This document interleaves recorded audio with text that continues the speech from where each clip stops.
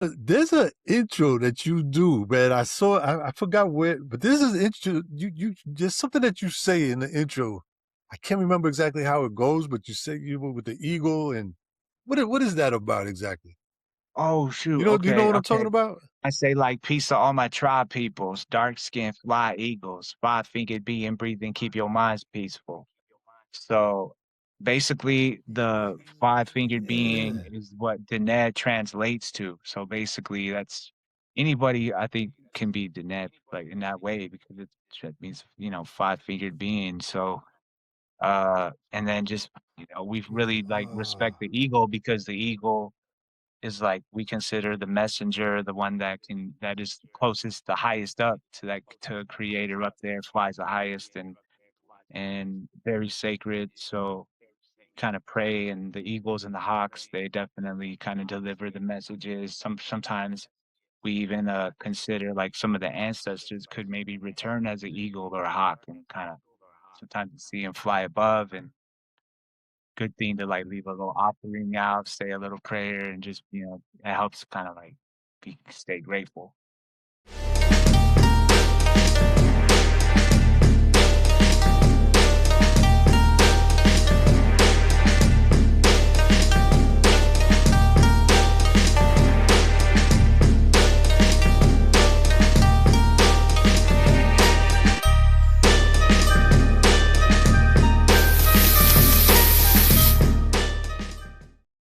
welcome everybody to Nsway 73 TV. It is me, Uncle E. Like I always say, do me a favor and take a time to hit that subscribe button, hit the like, leave me a comment, and like I always say, whether it's good or bad, I appreciate you taking the time to do so.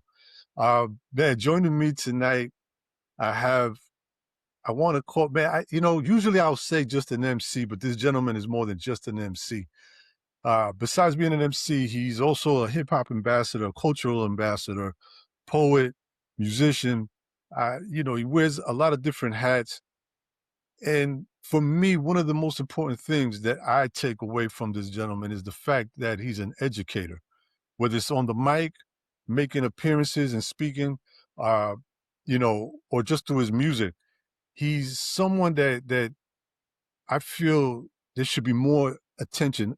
He has a lot of attention on him, but I always feel that there's a certain area, a certain pocket that might not get to see gentlemen like this one that I have on. Uh, and I think it's very important. One, for hip hop culture, because he's represents it to the fullest, and also just culture in general, as us as people and humans, and what we represent, and how things should be, and how things are in the community. Joining me is Def I. How are you, man? Thank you for taking the time. I appreciate it. How's everything going with you on your end? Yo, what's up? Thank you, Uncle E, for having me on your show today. Peace, everybody, from the Diné Nation. So usually we introduce ourselves, if that's cool. Yeah, edify in the shed, nakai Diné in the shed, tachini bushes chin, home lane that should che, auto, tombo head that should that's basically just my 4 clans, from a matrilineal tribe out here in the Southwest region, federally recognized as, Navajo, but we refer to ourselves as Diné, so I'm doing good today, man, and I'm like I said, happy to be on your show. Thank you, much love, and honored to be, like, a guest, like I said. Thank you. Thank you. Yeah, no, of course, of course. Do me a favor, since you just mentioned that, uh, and correct me if I'm wrong, Navajo, right? That's pretty much the name that I guess you could say, Americans kind of gave, right? It's not necessarily the name that you would represent yourself as, if I'm Yeah, correct. I think that's correct too, and it was, Biggie might have popularized it when he said the line where Navajos greet me in they teepees, you know what I mean? There's a couple bars Yeah, yeah, yeah, yeah, that go out there too, yeah. but yeah, that's, it wasn't like kind of like our original name, but like you said, so that's true for sure. It Okay, means, okay. I think it might be a mix of like a slang term that was kind of like given to us because, back then when, like before during the colonization era, like, people kind of gave other tribes names and maybe they could have been maybe in a derogatory kind of like sense. So Mhm. we're not sure if that's a good thing, being referred to as a Navajo or there's 19 tribes that surround Albuquerque too, and they call them pueblos, but they have original names too. So I think Okay, pueblo means okay. like town, right? So I mean, so Pueblo, right? yeah, Or because I know yeah, in for example, I'm just like, huh, in the Latin or in Hispanic, the word pueblo does mean town. Like, so I'm pretty sure that's where they got that from. Especially, you figure yeah, Mexico and those areas like that. You know what I mean? That's exactly probably where that came from. Uh, yeah, so pretty yeah, close so to do me a Mexico. favor. Yeah. Yeah, yeah, yeah, yeah, yeah. So do me a favor. Let's go back a little bit. Can you talk to me about growing up? What was it like for you? In a time before hip hop even came into your life. What was life like for you growing up as a young kid? Yeah, growing up as a young youth, I was born in Albuquerque in this Presbyterian hospital, then traveled between there and Shiprock a lot, where my parents had met in high school. So when I was in Albuquerque, I had a cool bunch of neighbors. And before hip hop was introduced, I was in this part of town called the War Zone, and it's not really a war zone, but it's a place that has issues sometimes and some poverty, and so. But it was just a cool amount of friends that I had there. I kind of didn't want to leave Albuquerque, but during my elementary years, right when I was starting out, I moved to Shiprock because that's just where my parents got, I think, work. And you know, it was very different than being from a small city, small like, and moving into even a small town in the reservation area. I didn't really kinda, like, fit all the way in with my other tribal members and friends and peers that were from the soil and straight from, the Four Corners area or from the res, basically. So it took a while to adapt, but I really kind of was cool with everybody, tried to be neutral, but played sports just like most people do, got into playing drums and, just enjoyed that for a while, combining that with my mom. She really helped me out and educated me when I was young too.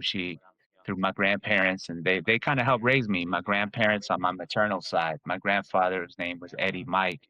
He was a chapter president in Sanasti, New Mexico, and he helped found a school like later on in his career. So I'm really proud of him and kind of like come from a kind of like a family of educators. So they kind of helped me kind of grow up, raise me. I mean, when my mom was still going to UNM, and my dad, he was with us too for a while. They eventually kind of split, went our own ways. So I almost moved with my pops, but my dad was a carpenter for a while. He also became a teacher. So there was a good amount of time where I was like in the classroom from the beginning amount of the day. I mean, the beginning of the day, even till the sun went down. And I kind of just wanted to go home and be out of the school. But I think that played a good influence on me, at least keeping me there for the time being. But, eventually, like, that's kinda how I got to meet a lot of friends. Excuse me, bro. Yeah, a lot of friends were really kinda, like, more, uh, I don't know, how would you say, like, related in a way. And Shiprock is a small town, so, like I Okay. introduced myself with those 4 clans. It's kinda like you end up being with a lot of family members basically around there. You're not supposed to date your cousins, so anybody that has those clans, it's kinda like it really Yeah. caused me to, like, cut off a lot of, like, crushes and things like that because you're like, "Oh, damn, we're related." So, with that small community, it just comes with that, I guess, but especially as a tribal member. So, uh, Okay. so it was a good time, though. I really enjoyed growing up. I had a great experience, and thanks to my parents for that. Nice, nice, nice. So what about uh music wise? Yeah. What were you experiencing? What were you listening to? Maybe whether it was at home or outside, in school or just with your, friends. But what were you into or what can you remember as far as music goes? My grandparents, my grandfather, he liked a lot of old school tracks. He liked, he would play like traditional peyote songs too, kind of, and a lot of James Brown, a lot of funk, soul. He was really into that, and at a time, and as time went on, my mom and pops really got me into like classic rock, and that's kind of when I started to develop a fondness for the beats. Of course, I heard like Michael Jackson because everybody, was listening to MJ, Run DMC, Right. probably some of the first hip hop groups I probably heard. Maybe Chill Rob G had like that one song that was on the radio a Yeah. lot too, and but there was a lot of different kind of like influences. I kind of enjoyed a little bit of even some of the older country songs. I didn't really like buy any of the records, but just being out in the res, the primary like genres you would hear would be like country, rock, reggae, maybe, and Mhm. maybe heavy metal too. So there was a little bit of mix, like quite a mix, but as Okay. time went on and I got into more rap, I got really influenced a lot by, like, the East Coast MCs, but out here in the Southwest, people are kinda more influenced by the West and the South, it seems like, so trying to, like, Yeah. put on a lot of different MCs from out lyricists out on the East, people were, like, more into, like, Chopped and Screwed, more of the gangster rap and, like, the West Coast rap. So but it was dope because we overlapped and kinda, like, found a good mesh and halfway bridges, and we're able to kinda, like, discover more MCs and talented artists from across the whole what we call Turtle Island, East, North, West, South.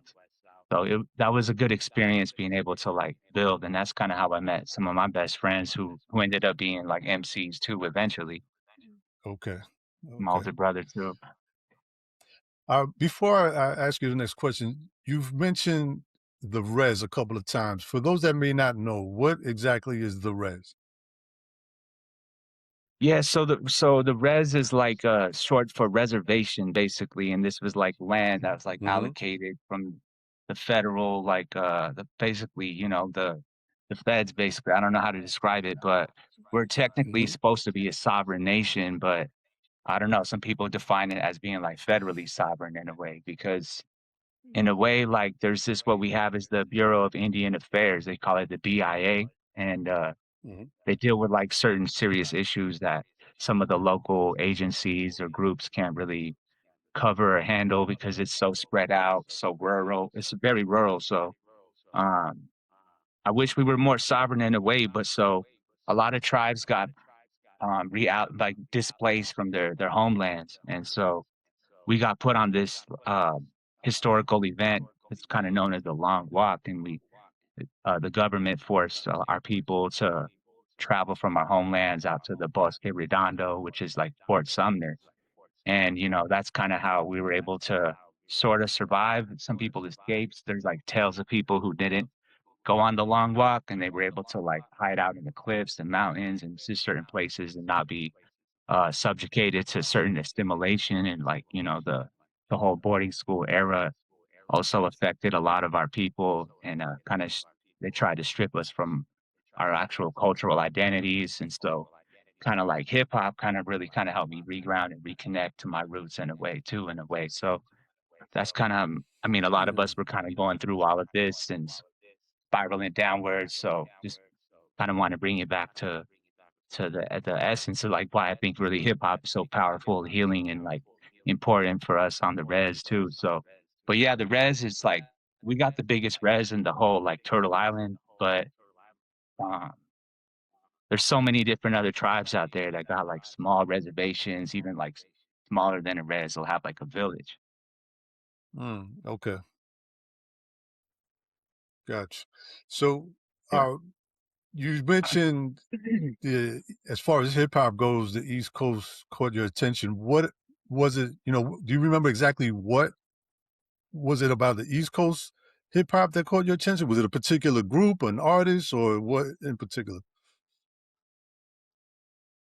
I think I really like uh I adhere to like just really kind of gravitated more towards like the elements of hip hop, I guess, like the hearing the breakers or seeing some breakers break on a break Mhm. beat or up tempo beat, to me that caught my attention right away. Or then hearing actual like storytellers, lyricists, and just like the rhyme patterns, the rhyme structures, the flows. Like to me, that was just like it meant it had more impact on me than some of the other artists and other MCs. But no disrespect to where everybody's style, but I think it's also like important too to kind of respect where hip hop kind of originated, and that's kind of where New York's at. Mm, So no matter what, okay.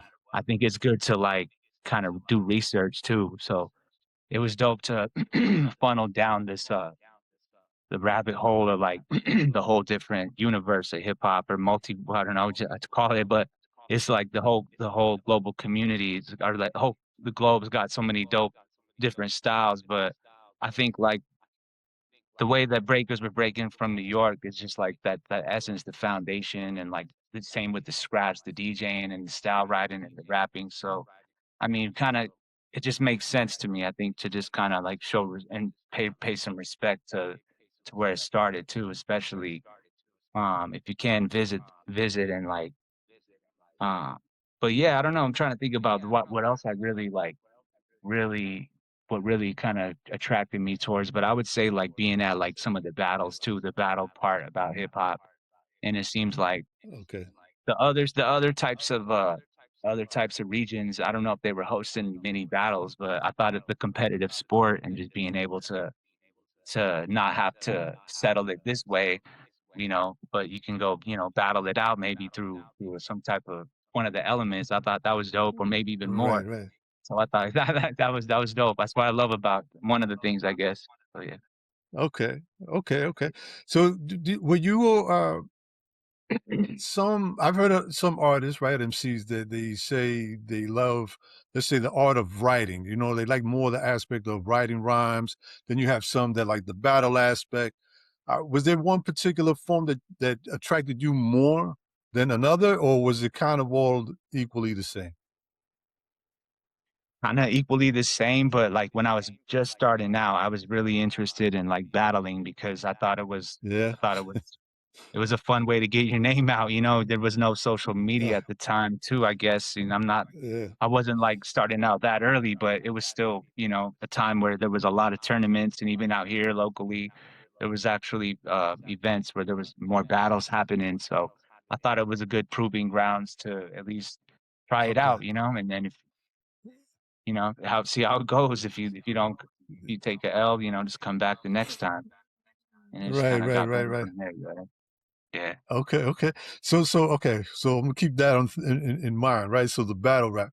So take me back to a time when you first decided you wanted to even attempt at rhyming, and what was that process like for you? How did that go from the first time that you, maybe, I don't know if you took a pen and started writing, or if you just started reciting things, but bring me from that point up until how did you get to become or feel that you were ready to get into battle?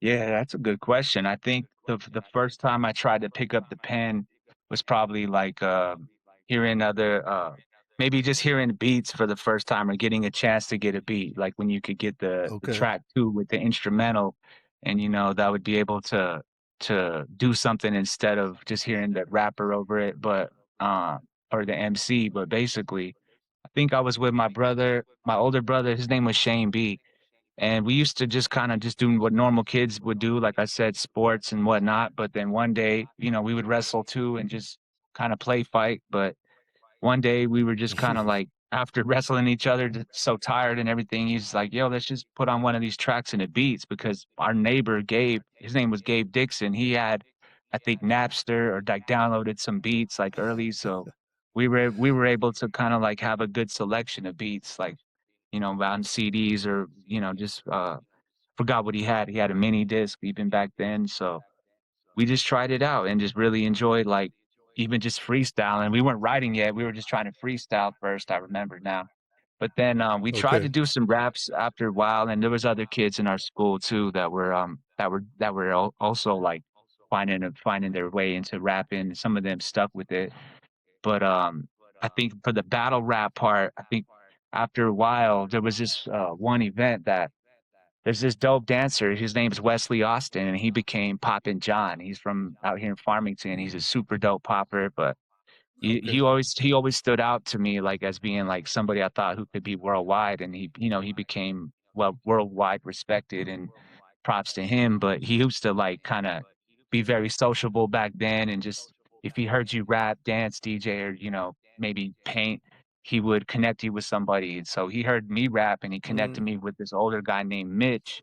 And we ended up meeting up like behind the home plate at this annual baseball tournament called Connie Mack. Connie Mack's like the minor okay. league World Series, basically. So, cats Okay. like Babe Ruth played there, like King Griffey, and a lot of the early greats Wow. before they go pro, they kinda show up there, so you get a good crowd, and, like, so we kinda met up there for the first time, and we battled out, and people said it was a tie, but I don't know, maybe he probably kinda edged it just a little bit because he had, like, maybe 3 or 4 years on me, but I was Right, probably, right. like, 7th or 8th grade when I first tried to, like, do my Okay. first battle, but it wasn't too Wow. bad, and then, from then on, I felt like I could do it, and so kinda got some support and some love from there, so that's kinda probably the motivation, that just seeing like I felt like I could actually do something instead of, just the normal, the normal Right, kid right. activities, yeah. Right, right, right. Do you remember at that time, you said 7th, 8th grade. So what kind of like what was your mindset when you went to battle? What were you the type that was, like let's say snapping on the way he looked or whatever? Like how was what was your approach at that young age? Yeah, I think it was mostly, like, all off the dome freestyle, so if you had to have at Yeah. least some kind of rebuttal. But, there was no written, so, like, we never seen each other, so but, afterwards, we dapped it up, he gave me some props, but I think hopefully he kept on rapping, but I heard he moved away, but, he was dope, Okay. man, but I don't know, I think my style was just kind of more, it was very kinda more basic, but, you could tell at least I kinda was trying to make some punchlines and put some things together and especially kinda develop a flow. So at least I was able to get, like, a crowd response, and just like anybody would, I'd probably have, like, maybe 1 pre-med, but back then, I didn't even know the Yeah, yeah. concept of that. I just was for the first time trying it out. Right, right, right. Okay. Now your brother, how influential was he when it came to the music for you? He was very influential in my early stages and especially like my mid stage too, because and even like later on. But at the very beginning, we had like a few programs and a couple friends had beat machines too, so we learned how to like make beats together.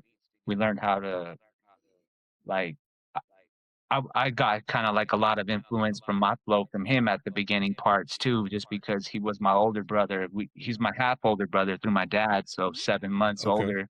So we're real close, in that way. But, man, trying to think like, oh man, but yeah, he was definitely, like, influential even beyond that in the mid stage too, because he put together annual, concerts and he put on events that brought in other artists out, and that kinda got me on to getting noticed by my homie Junius, but that's kinda later on, and that gave me more, East Coast, connects out to DC and eventually through Next Level, which how I met Mecca Godzilla, shout out to him. Right, right, right, right, right, right. Yeah, we're going to talk a little bit about that as well. All right, so let's let's move it up a little bit. So you're dabbling with the battling and that stuff. At what point or how long between that time to when you first decided to try to make an actual song or record a song? Do you remember like more or less how much time went from that point of 7th and 8th grade to your first song? Yeah, I remember I think it was between 8th and ninth grade, that summer is when we actually, like, started to write a couple tracks down, and we wrote, like, these 3 songs together, they never got put out, but some we burned them out for everybody on the disc for people that went to school with us and kinda knew that we were trying this out, to start rapping as a group together.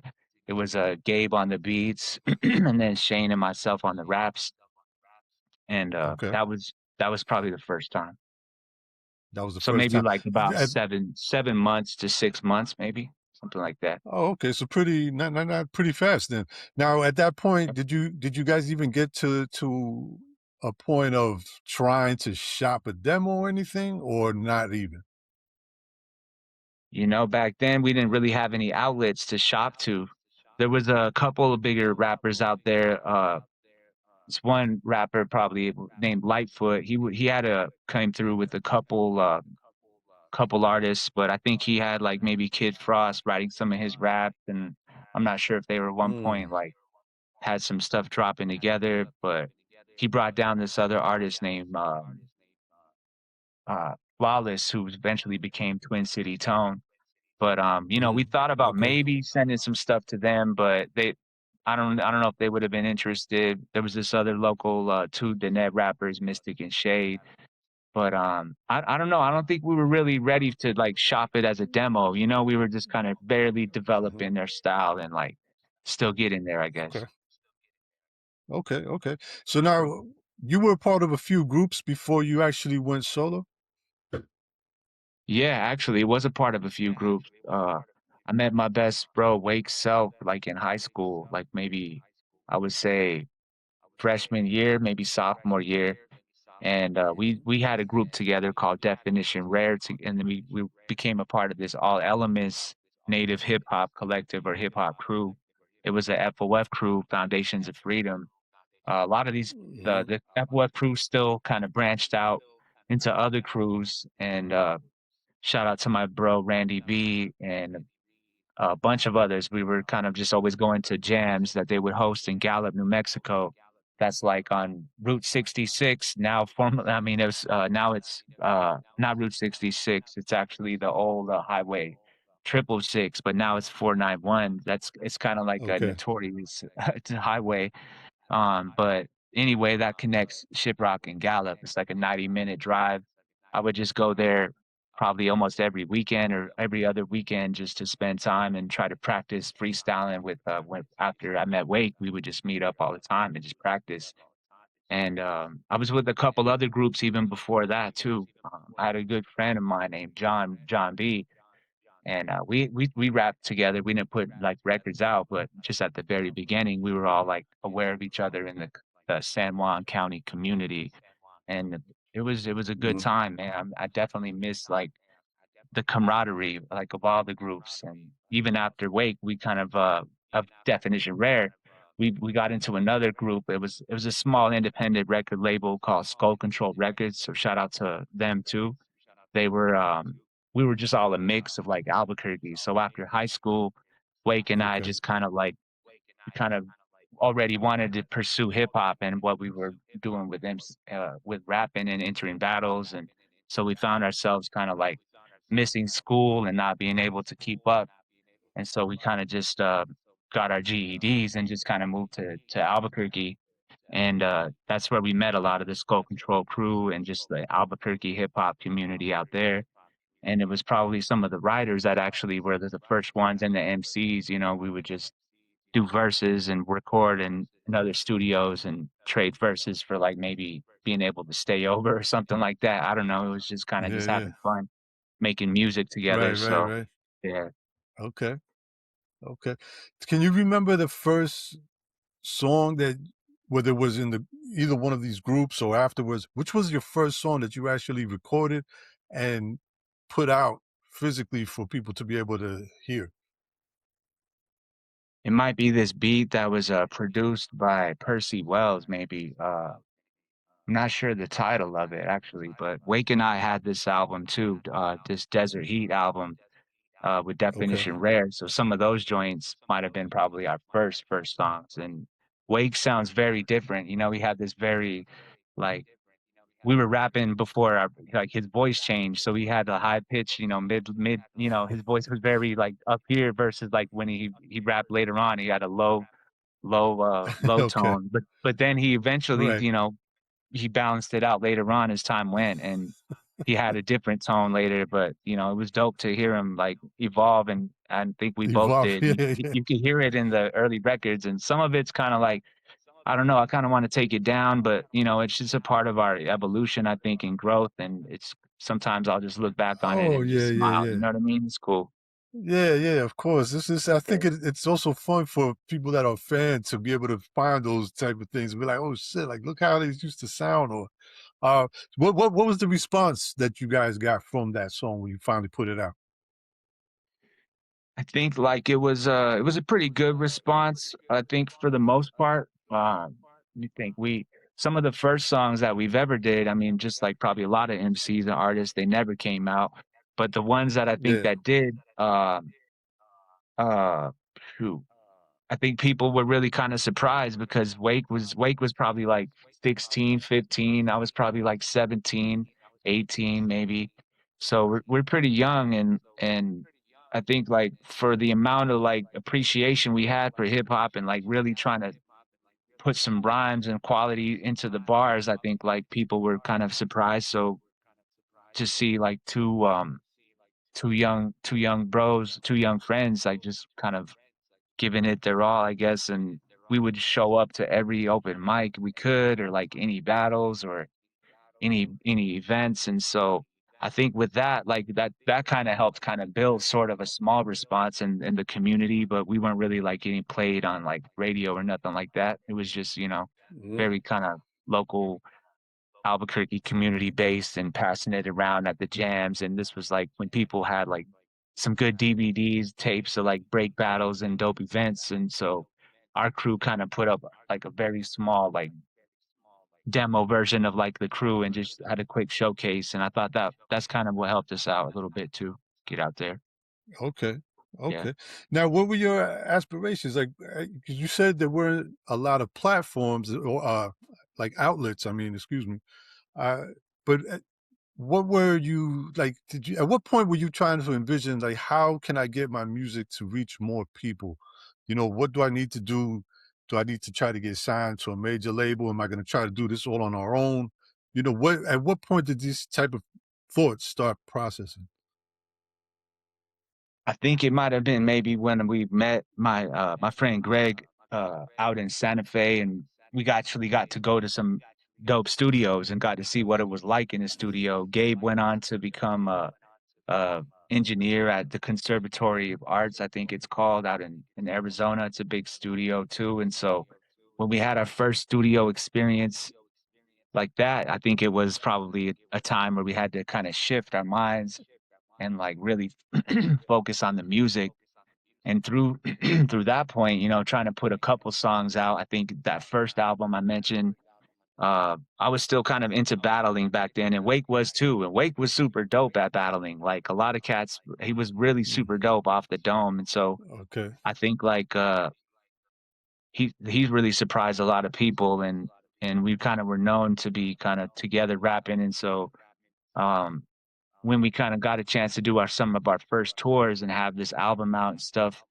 some of the mentors sat us down or, like, somehow Wake came to the realization probably earlier before I did to wanna pursue music a lot more, and he got to it quick, and I think after one battle happened and, one of my mentors, I would say, like, he's not really like my mentor, but I think it might have been evidence of Dilated Peoples, like, he sat me down after one of his Ah, shows, okay. and we were able to tour with him, and, he's seen us battle and, he's seen what we were doing, and he showed us, like, a lot of, a lot of wisdom and stuff, and letting us kinda be on the tour with him was cool.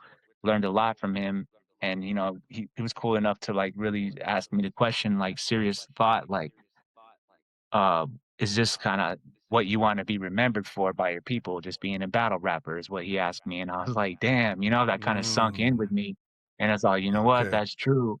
So, I need to focus more on, like, to me, and what it's more about, and I mean, I love battle rap, but I think that was, like, the moment where we had to really kinda focus in, and I would listen to the songs and be like, "Nah, man, we need to, like, get better."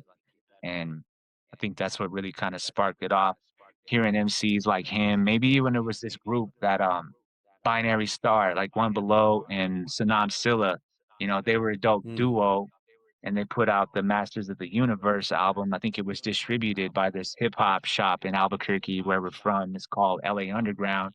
I don't know how it happened or how the okay. business went, but I think, like, hearing them and just meeting them and seeing them rock and just, like it's just, like, influential, like, Dilated and, more other MCs too. I mean, there's so many others, but, I think that's what changed the focus, just all of this kinda collectively coming together of, like, wanting to do more music and focus on the craft, I guess, of making music versus just battles, like setting up for, I mean, battles and stuff.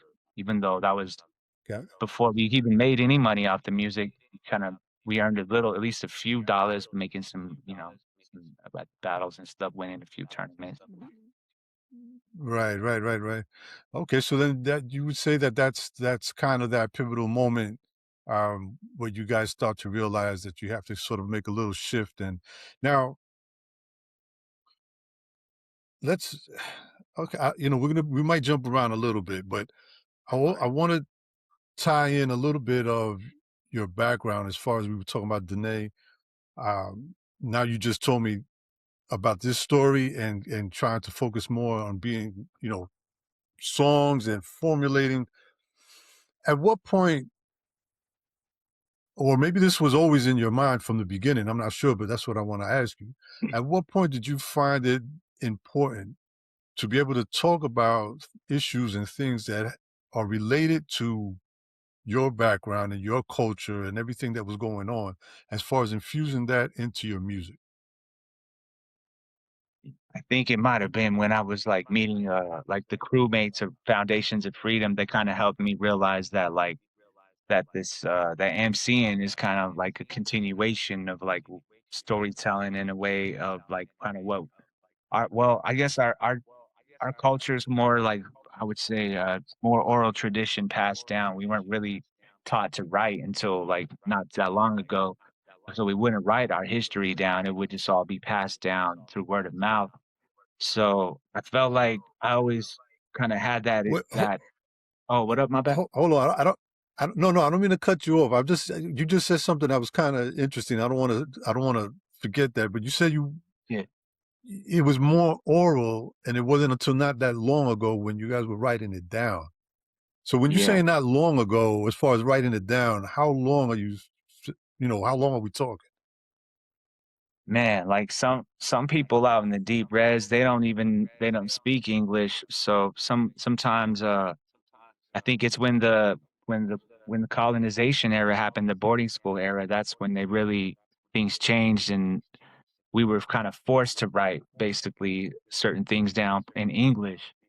So the Deneb-Azad language too is actually not that, it wasn't written down, I don't know, maybe, like, till not that long ago. I can't give the exact specific date, but, Yeah, yeah, that's what I know is we've mostly just been, just passing along the legends, folklore, traditions, and everything else, yeah, just, yeah. like, more just, through word of mouth.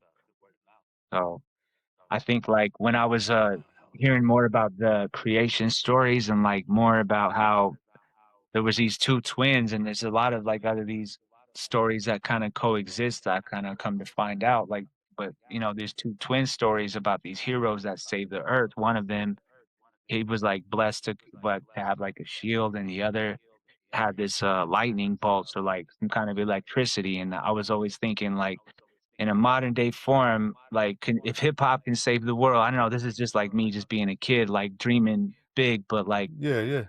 I felt like hip hop could really save the world if it could help save our lives on the res and like how could we like fight back against these monsters or of today, like the modern day times and like apply what we kind of like were taught as kids and with these creation stories from the beginning. And so I think like that kind of influenced me in a bit to like want to think of these rhymes not just being entertainment based. I think it was more like you could actually pray and chant with these in raps and rhymes and through hip hop, and it could be more spiritual than could be a spiritual experience and just through ceremony, even the word alone too. And like when I looked at the word master a ceremony, like Mm, breaking it down and trying to see what it looked like through like the lens of being like where I'm from basically and just being out here. I was like, well, ceremony is kind of like a serious thing we were taught if you kinda raised traditionally. I wasn't really raised, like, fully traditionally, so, like I said a bit earlier, but, my grandfather mhm, went to ceremonies all the time, practiced ceremonies, and so that kinda was instilled in us, so I think with that respect, like, we had for our traditional culture, I that transferred to hip hop when I first kinda became more immersed in the culture, I would say, or just found out and started to interface with others and, um Yeah, I think so. That definitely influenced like me just from the I don't want to say from the beginning, but maybe Yeah. after like this hydraulic fracturing companies were kind of invading like my old grandparents' place in this place called Desert Rock. My auntie, her name's Eloise Brown. This was before Standing Rock, but she out in Desert Rock, she needed some help out there with raising awareness for what was happening.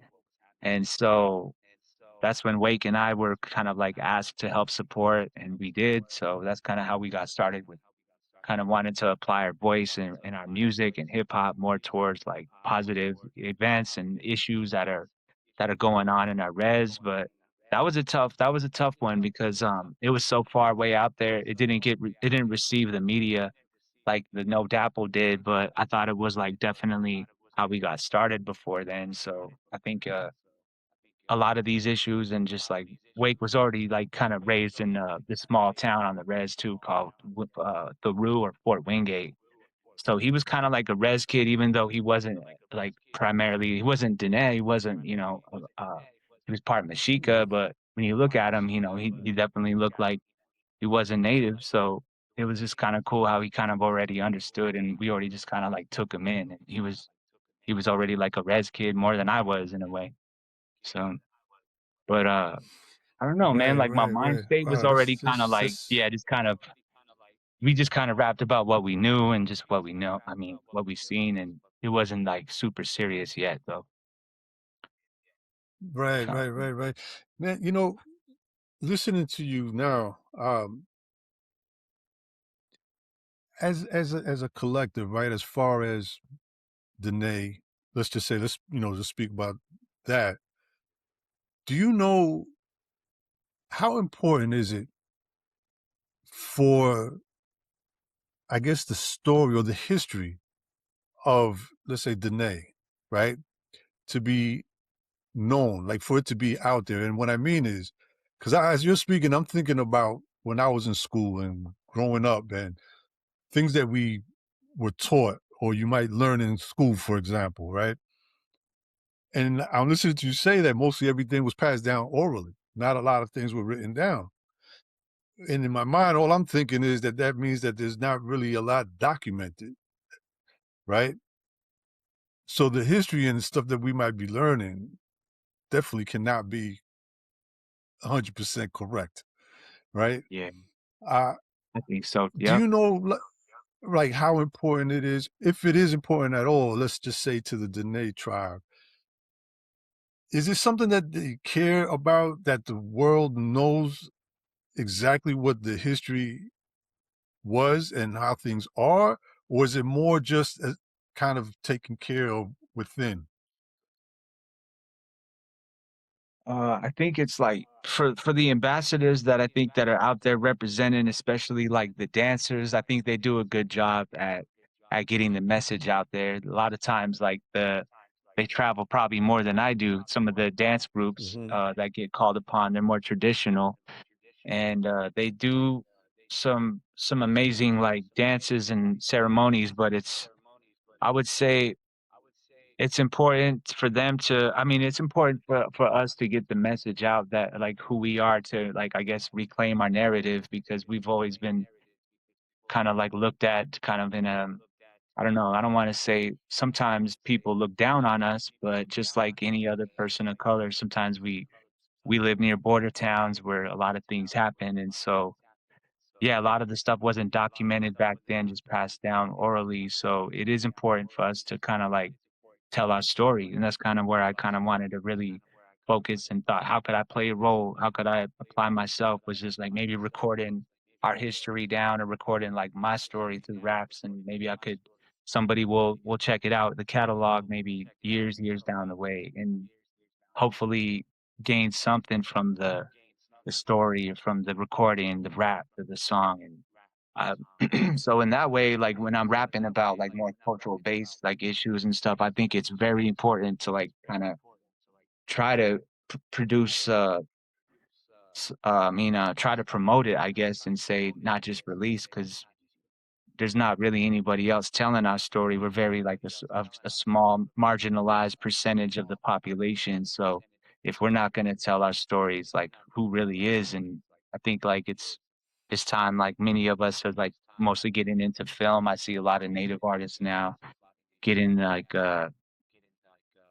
awards and just producing, like, more movies and films that even shows that are on, TV networks and things like that, and some of it's pretty Mhm. accurate, some of it isn't, but, I mean, it's dramatized too, but I think it's, like it's cool to see, Right. like, people telling the story, some way, getting it out there, so I think it's pretty important, but at at at the same time, there's people who probably kind of have different views too, like, even just like I'm speaking now just from this perspective as a native, there's so many people that are, like, different than I am too, maybe more traditional, maybe thinking a different way too, so but, Right, yeah, right. that's a good question. That's a good question, though. It But does for make me think you, more. but for you personally, though, obviously it's important, because like I said, it's all in your music, and so I want to commend you for doing what you do and doing the work that you do.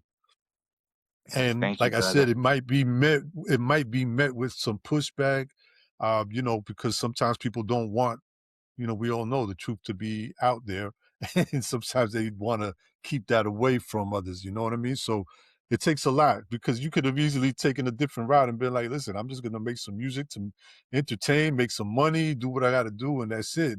Not worry about putting, you know what I mean, words and messages and educating." So that to me takes a lot more courage than anything else. Hey, man, that means a lot. I think you gotta kinda be brave with the out here sometimes in a way, and even though it's like it's an unconventional route, I felt like we just loved it so much and Yeah. just just grateful for the journey. So, Right, yeah. right. Yeah, yeah. No, that's very dope, man. Keep doing what you're doing. Um, so all right. So you have a lot of music out there. You have a lot of your catalog is very extensive. I know you have about, maybe I want to say, you correct me, you know better than I do, but like 12 albums or projects altogether out, more or less. I know you have I some think stuff like that you've done, because we didn't talk about that yet either, but you've been in other groups, and I know you did the band with the jazz and the funk. You had that. What was the oh, name of that one yeah. again? Because I had a name. Yeah, it was, Is it? Did It's Dat. not It was our group. Yeah, Did Dat was our group, that. DDAT was this Defy Delbert Anderson trio. Yeah, we had a Right, good right, right. run. That was Which dope. Yeah. that was super. Yeah. So you think that's not a thing anymore, or I kinda wish it was looking back, but, like, we yeah? kinda had this, Oh, like okay. this one tour, I think it was just, like, at the very end, I don't know, it was just, like, we weren't clashing, but it just didn't feel as good, and it just It wasn't the wasn't mentioned. same, Okay, so we just kinda, that was like, super dope, though. respectfully kinda we went back to our genres that we were really rocking with before, but we still I still got mad Okay. love for all of them, see each other and everything, but yeah, it's cool, but man, it was a dope That mix. was yeah, yeah, yeah, yeah. I mean, for anybody watching, I'm sure that you can find some stuff out there, but it was, the live instruments, and you were doing, even like spoken word kind of stuff. Uh, so that was dope. You seem to. Do you have a preference of being in a group as opposed to being solo? Because you seem like throughout your time, you tend to like to be in groups. Uh, Yeah, do you have a that's a good preference? question.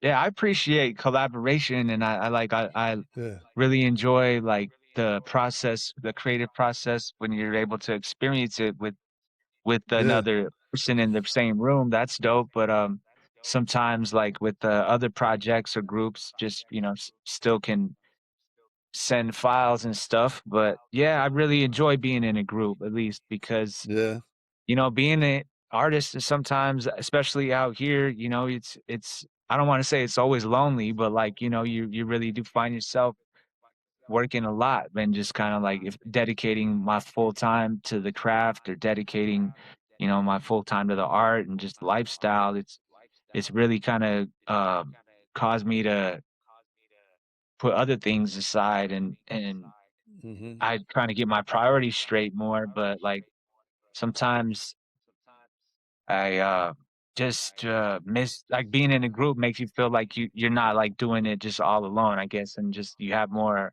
the Yeah. energy, the synergies there, I guess, but, I'm Mhm. still good by myself, but you know how it is, I guess, just it's dope to have, like, the energy when you're rocking that with somebody on stage too or rapping alongside, like, someone. There's nothing like 2 MCs and a DJ or, just some Right, kinda, right, like, right, right. chemistry, but it's hard to find, Right, like, right. the same like, there won't be another Wake Self in my life, so, like, it's salute Mm. to everybody who finds, like, their best friend or their partner in rhyme or That one whatever that you they do, yeah, yeah, yeah. and I think Yeah. it's, like, it's special or something, and I think it's, like, it's cool to I'm blessed to have experienced, that with Right, right, Wake, right. but, he's one of he went on eventually, so did my older brother, but man, I'm just like that's Mm. kinda probably why I miss, like, being in a group too, with just, just missing everybody like that, even shout out to DJ Yeah, Home. yeah. Yeah. Yeah, yeah. No, that's dope, man. Sorry about that, but um Man. so let's talk. You had a chance now, did you have a chance to actually personally meet, or did you just see but you were in the same area where phase 2 was at one point. Yeah, yeah, actually, Did that you was get a to good meet story. him? Like, did you get to, like, actually meet him and speak to him? Yeah, just for a bit, yeah, actually twice, yeah, like, at first, What? there was this, one of my early, mentors named Mike, 360.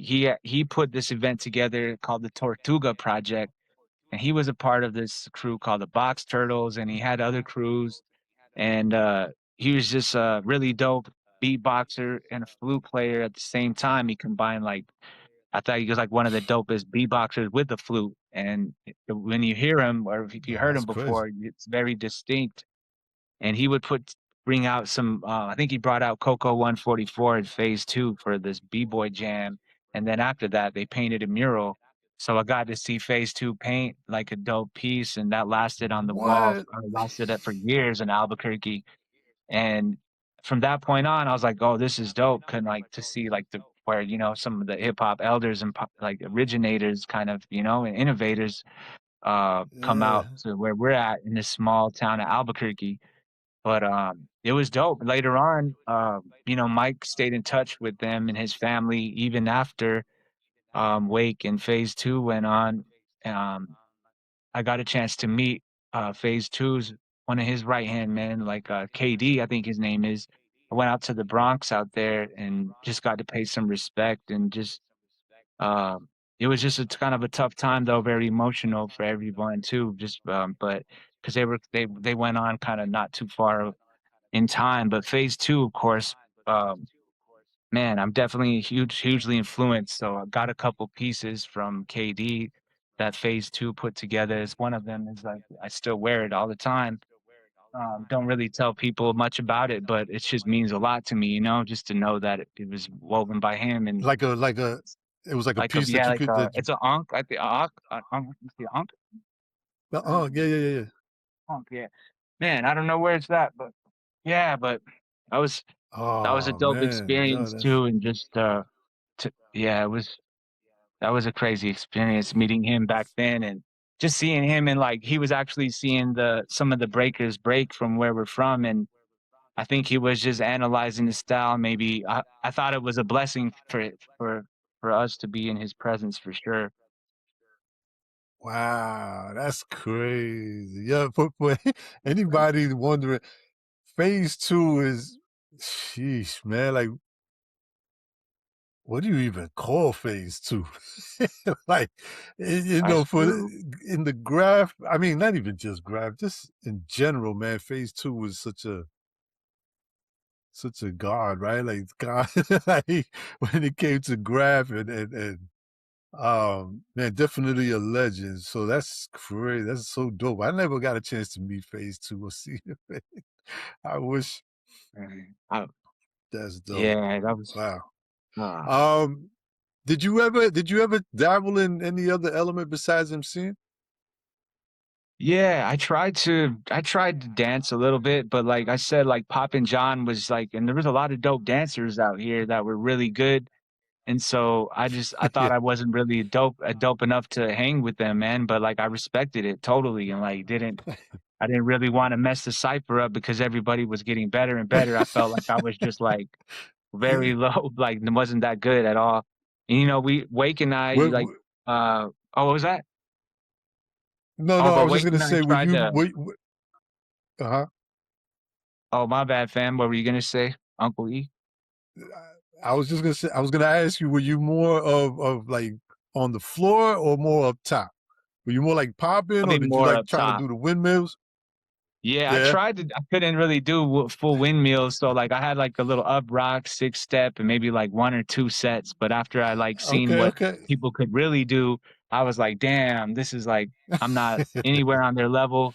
So I just kinda respected and I tried to pop a little bit up top, but that's when I was like, "Ah, nah, I got probably, like, learned up pretty quick that I wasn't gonna be breaking in, like, full time," but I definitely Right, right, appreciated right, it. right. Yeah. Kinda Okay. had to because back then it was, like, mostly, there was a lot more breakers and everybody was doing, kinda, like, being, more at the jams and stuff, so it was kinda dope to at least just kinda be accepted, even though we weren't dancers, still being, like, able to kinda be around the circle, and that's kinda how we started to learn how to play the drums more. And yeah, we painted a lot too with a lot of writers.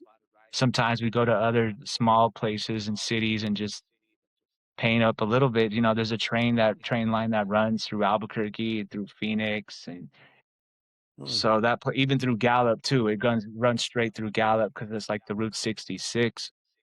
So sometimes we okay. would just go bombing and stuff and just get up here and there. But I was more of like a tagger then I don't Yeah, say I yeah, really yeah, yeah. did that many pieces. I mean, I've done a few pieces, but, like, we helped out a lot with the community murals with Mike and a bunch of Ah, others, so I found I was pretty decent at, like, doing, like, landscape with a roller, be able to just do the backdrop real quick and then come back with the can, and we painted a lot of murals, okay. like, over the time, so, I tried to scratch Nice, and nice, DJ a little nice. bit too, because it was just like kind of just the turntables and a fader or mixer was around a lot of the times where we were thankful to our friends had like decks and so they had a lot of Okay. records too. So I got a chance to Nice. scratch a lot of dope DJs, but never got far like as far as like um, being a turntablist or nothing like that. But I think the first time I seen like DJs like Element, Able Rock, there was like Poetic C, a couple other DJs who came to the res that were actually like cutting it up and winning regional tournaments. I thought that was like it was cool to see like people kind of represent in a way that uh that I had never seen before on the res. Nice, nice, nice, nice, nice. Now, back to your music. You've had the pleasure of being on stage with a lot of, great MCs, whether we're opening for them or just on the same bill. But, I know, like, if I'm not mistaken, the Jizza, uh, and a lot of others. Can you talk about some of those experiences? Like, how was that for you, uh, opening up for a lot of these dope, other dope MCs as well? That was definitely a life-changing experience every single time, like being able to Yeah. study from the greats live. There's nothing like hearing an MC live.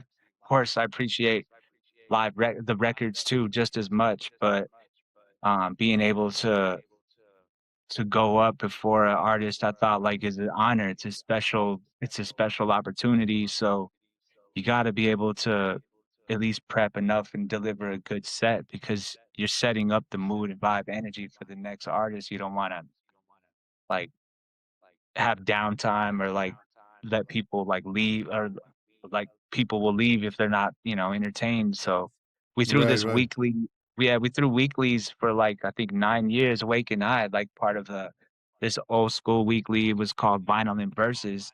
It was running Mm. before we started, but later on we kind of got passed the torch. So every Wednesday we had to kind of like develop a lineup, a different kind of set, different elements, different artists. So that's kind of how we developed kind of a network to meet these other artists that eventually maybe we would open for. So I would say like at least having enough practice every Wednesday back then was at least enough for us to kind of be decent enough to maybe open up for a couple groups. So, but it's always a blessing for sure. Like the Jizza, there's a lot of many others too that I just like just give it up for every single time and just yeah, man, it's kind of like a dream come Nice. true every single time, I Yeah. would say. Nice, nice, nice. Can you talk to me a little bit about gathering of MCs? Oh yeah, the Gathering of MCs was founded I think back in 2010.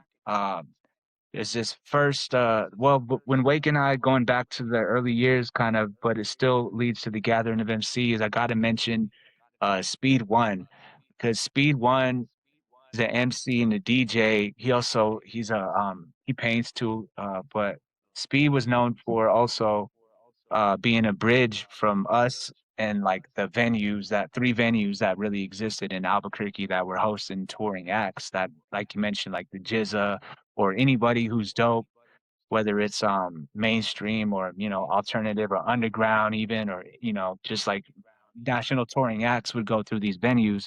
And Speed was kind of the first one who gave us a chance to kind of like enter the venue space and maybe book a night or maybe get added to a night after maybe just a couple years of being out there outside, even though we weren't 21. Wake and I would still be out ready to try to network and try to just build with people out there. Um so Speed kind of gave us the venue, and then like I kind of needed we all needed like this space to perform at because we weren't getting booked at the Gathering of Nations, which is this huge, it's gonna be the final Gathering of Nations, they're saying this year, but it was Oh the wow. the nation's largest powwow. So in Albuquerque, we got like the balloon fiesta and we got the Gathering of Nations as far as like bringing in tourists and people from all over the world. So those are the Okay. 2 main attractions. So the Gathering of Nations got the Stage 49. Sometimes we wouldn't get booked and they don't pay artists, so we kinda had to throw our own event, and Speed was like the bridge for that, so we threw it at the launch pad. Speed might have been the coin that might have coin flipped it too and was like, "Let's call it the Gathering of MCs," because I think I had the concept, the lineup, a lot of artists wanted to be down and be involved, but we just needed to add the title, so shout out to Speed. Okay. And Nice, nice, it nice. started to kinda, like, amplify the voices, like, especially hip hop heads that weren't really getting booked because, there's only so many slots you can get at stage 49 or maybe even getting at the main stage and Gathering. So that kind of like allowed us to kind of also create the platform for the freestyle rap tournament. And it's also an intertribal rap showcase and a 16 bar competition. Eventually, it kind of grew to even add a beat battle. So we're trying to keep it going, even though the powwow is gonna close out this year. Maybe there's talk of it, maybe trying to bring it to the powwow circuit, which kind of runs around the whole country. So hopefully we'll keep it going and maybe we could one day bring it to the where it all started, maybe one day. That would be a dream come true. If there's a way to Okay. make it happen and to partner up with people who want to help kind of co-host and things like that, I think it would be great to keep it going. Is as far as your albums, is the Nomad's Land your last project, or do you have something Yeah, else no, out? Nomad's Land is we did that like a while back, but it was released recently. I got some new projects about to drop. This new Hmm. single, I mentioned DJ Ohm earlier. He went on, maybe, I mean, yeah, like a couple years ago. But this song we got coming out now, it's dope, and I think it's probably gonna be my new single I'll push. It's featuring JFK, Ninja Face, and Equipto. Okay. JFK's from the Northwest, Equipto's Bay Area, and DJ Ohm, he's on the cuts, and it's called Hidden Agendas, and I think it's a good track, beat produced by Percy Wells, who I mentioned him earlier too. He's from Santa Fe, Yep. and yeah, man, I think that's probably the new music. I got a lot of features too. I think maybe there's like 8 to 10 features that I've just been communicating just back and forth with the other artists and just trying to work with more. more MCs, more artists and producers. I'm gonna be working with Nick Neutrons on a little EP. Shout out to him out there. Who else is there? Percy Wells, I mentioned. There's gonna be more new gathering of MC ciphers too. So that like after Okay. the event got started with the gathering of MCs, we put together these compilation cipher joints just featuring MCs from all over. And so that's kind of like serves as like a soundtrack kind of to the event. But so we got some new joints with other producers, with more MCs trying to reach. I'm trying to just kind of line up eventually. It just takes some time, but working on it. Okay. Uh, Yeah. let's jump. Let's switch a little bit now before we get out of here. But I want to definitely talk about Next Level USA.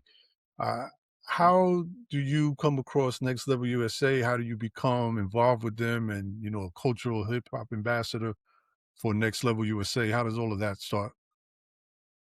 Yes. So Next Level USA, from I don't know exactly all the facts, but from what I understand, is was originated maybe before it was Next Level USA. Meridian International had another uh, cultural ambassadorship program that sent out jazz musicians, some of the jazz musicians back then, to different nations to help build bridges and create more peace between the so-called U.S. and other tribes, nations, basically other countries.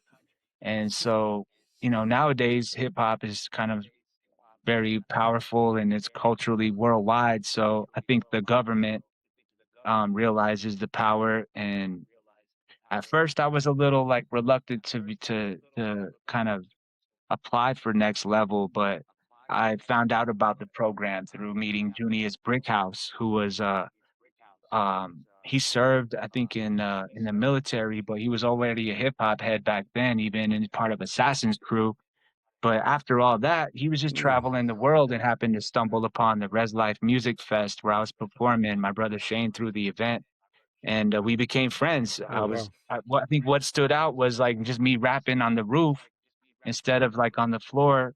And what next to me, my buddy Lefto and Saba, they painted like a wild style burner piece like right next to me while I was rapping. And I think like that's what caught his attention. And he came over and was like, I'm traveling, wanted to meet more hip hop heads. And this was before he was in Next Level. So he brought me out to be a part of this other international festival that his crew puts on. Urban Artistry is like a dance crew that they have out there in DC. We became friends, and eventually as he became into artist educator Next Level, he also became a I don't know, what do we call it, maybe a director. But Junius actually asked me Okay. to apply. First year I didn't do it, second year I did, and got to know many dope artist educators, and went to Nigeria and France through Next Level USA. It was definitely life changing for me, and like getting a chance to see a glimpse and experience like wow, hip hop is out there, how big it is, was mind blowing to me, and it made me like want to go even further. Mm. Can you talk a little bit about, let's say, your experience going to Nigeria and when you were there, seeing, let's say, what was it like as far as hip hop goes, and how did that experience impact you? Yeah, there was a lot of dope. It's all like super talented artists out there. I think first I'll say that like the dancers super advanced, the percussionists were next level. Like they're way more advanced, I would say, than we are.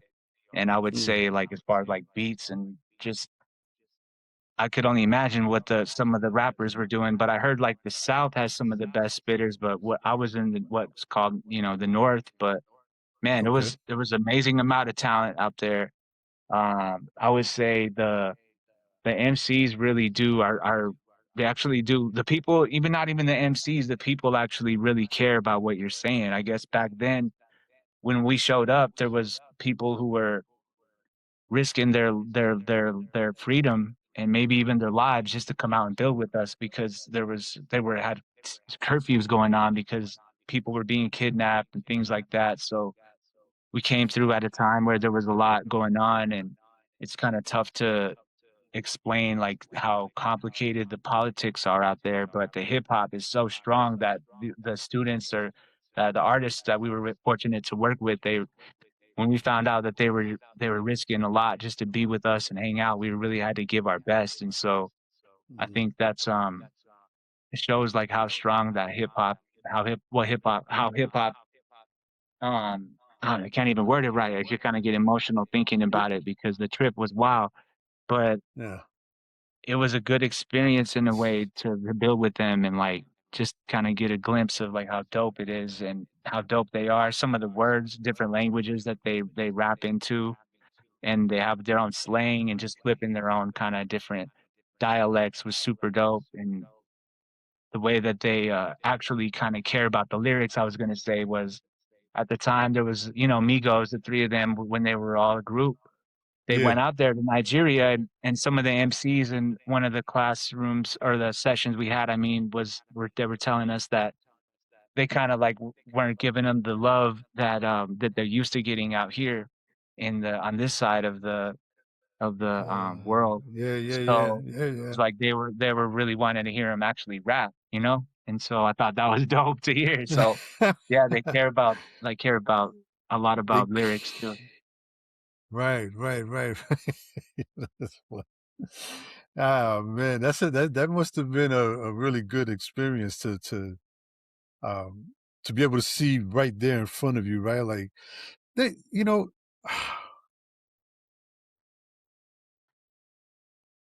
do you ever have a time or a moment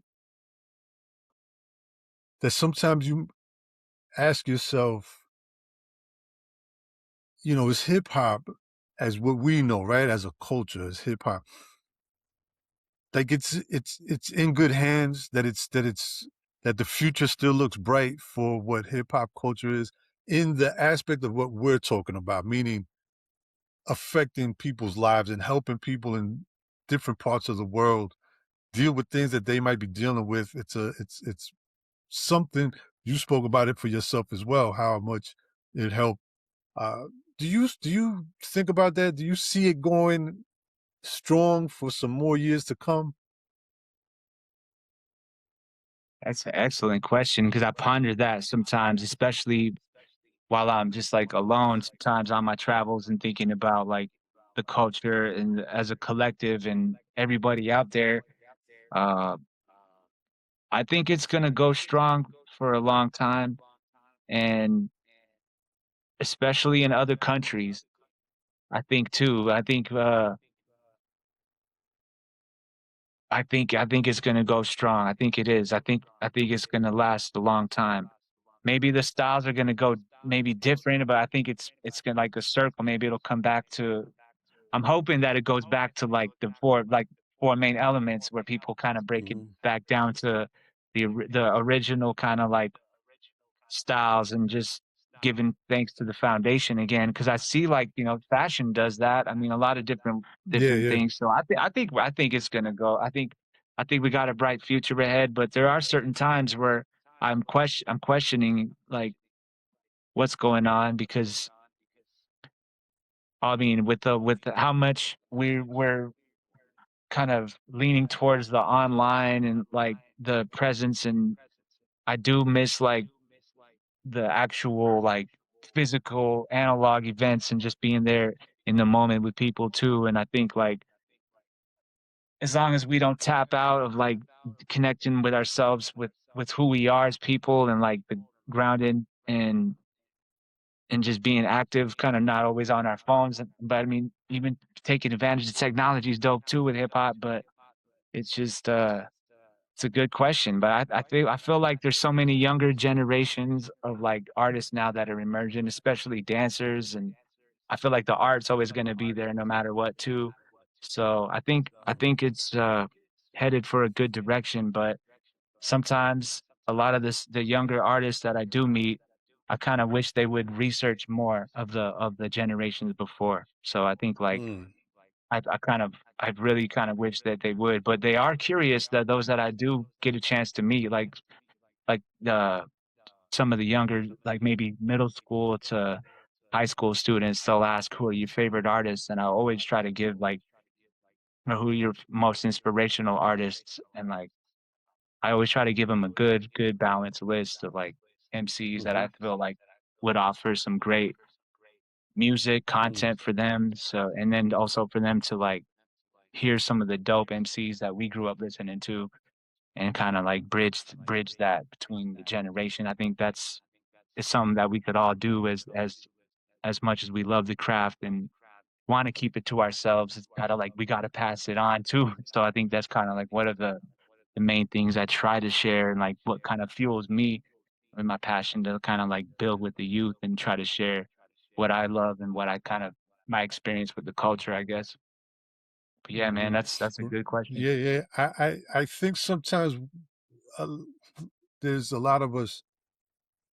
I don't know if all the, like, artists like yourself, the dancers, whatever the element that they're doing, uh, I don't know if sometimes they realize how important you guys are. You know what I mean? As far as, uh, I always say you talked about how everything was passed down orally early on, right? And I always say that I always use the example of, like, our grandparents. When we were kids and you sit around with your grandparents, they would tell you stories about how things were when they were growing up and things that they did and went through, or they show you certain things, right, that we sometimes carry on as tradition, right? Even little simple things, Mhm. how they cook certain things, recipes, whatever it is. And I look at hip hop in that same way, right? I look at those that are elders, pioneers that might have still be around, or just the elders that were around. It has to kind of keep going, right? And it's through people like yourself, and like you mentioned, dancers and graph artists and DJs, that I don't know whether they know or they just do it subconsciously, but it's through you guys that everything keeps going. You traveling, through next level, you're going to these different places, you're seeing young kids and youth, and bringing this, which is kind of how it all started, right? If you think about it, like when hip hop first started, and you had, whether it was Africa Bambaataa and the Zulu Nation, the Rock Steady crew going out on these first tours and going to countries where they didn't know anything about it until they see this coming to them. You guys kind of continue doing that, you know what I mean, with the work that you do. So again, I know I said it before to you, and I'm just saying it again, that what you guys do is very important. And I, for one, thank you for doing that work, because sometimes I have those moments where I'm sitting by myself and I worry, like, man, is there going to be a time where, like, the hip hop that I know isn't really around? You know what I mean? Like, and then I speak to somebody like yourself, and I'm like, man, hip hop is great. We're in good hands. Man, You know what I mean? oh, yeah, I believe man, I've personally, I feel the same way too, though, man. You're right, bro. Yeah, brother E, man. That's good insight, though, and it does kind of make me feel like we got to keep going. We got to keep it going and don't stop. I mean, there's a lot of others. I mean, I'm saying you because obviously you're who I'm speaking to now, but there's so many out Yeah, there there's so many doing the work. others. So, shout out to everybody else. Uh, Man, that's so good. So, as far as next level, is there anything coming up, in the near future with them that you're working on or going to be a part of? Think I'm gonna reapply like maybe in by next year or the year after, but I just go keep in touch with everybody that the next level kind of Okay. part of the network now. But far as myself, I'm not like a site I'm not a site manager Hmm. like Mega Godzilla. So but Yeah, yeah, yeah. whenever they call me, I'd be happy to be a part of, whatever I can offer, whatever I can do to help. And a few times I've done a few extra like not residencies between the France and Nigeria, but they've asked me to do a few performances there at the International Center, and I thought it was Okay, nice, I'm always nice, honored to build with them. Yeah, a shout out to the whole Next nice. Level crew. Shout out to all hip hop heads too, and anybody could apply. They opened the applications up. Pretty much, I forgot exactly dates, but you just got to check their site and or follow them on IG. Right, right. Okay, that sounds good. Um, one There was a post that you did, I believe, earlier today. It was a statement that you put out about an event that I guess was supposed to happen, but I guess some things weren't. lined up correctly for you guys. Can you talk a little bit about that? Yeah, so we were recently invited to be part of this event, a meet and greet event, and have our bios read and recognized on the Senate floor here in New Mexico at the Santa Fe Capitol Roundhouse. And we weren't really given the context details of certain things that, well, we were just basically told that it was a native event to uplift and celebrate a few leaders that were on the flyer. They added my name and flyer to the post, and come to find out, it was actually an event that was promoted by the GOP, and we Hmm. had to remove ourselves respectfully from the event, and don't want to be a part of events that we don't really align up with or want to endorse or be affiliated with. Me personally, I'm not a part of a political party and try to keep it neutral, but Hmm. especially through hip hop and music, because I feel like we should all be more unified and as a collective. And I don't want to feel like causing a divide with the usual. But I mean, I definitely want to stand with what I believe is right, and want to also respect other people's views. But like, I think we just we weren't really we didn't agree to be a part of the event, knowing that it was promoted by the GOP, or maybe even if it wasn't funded by them, it was on a page that was a GOP page, and so people started to take notice and were Yeah, quick yeah, to yeah, yeah. call us and let us Questioning. know what's up. So question it, yep, and be like, yeah, I don't Hmm. imagine Defy being on a supporting a GOP event, but you know, it's cool he's getting some Yeah, honor and yeah. acknowledgement on the state Senate floor. But it was there's this term that they used on the flyer that's called the red rise or something like that. And when I was told about the red, why they chose the red, for us as indigenous people, red can be symbolic for certain things, but some people, we have this other issue with the missing, murdered indigenous peoples.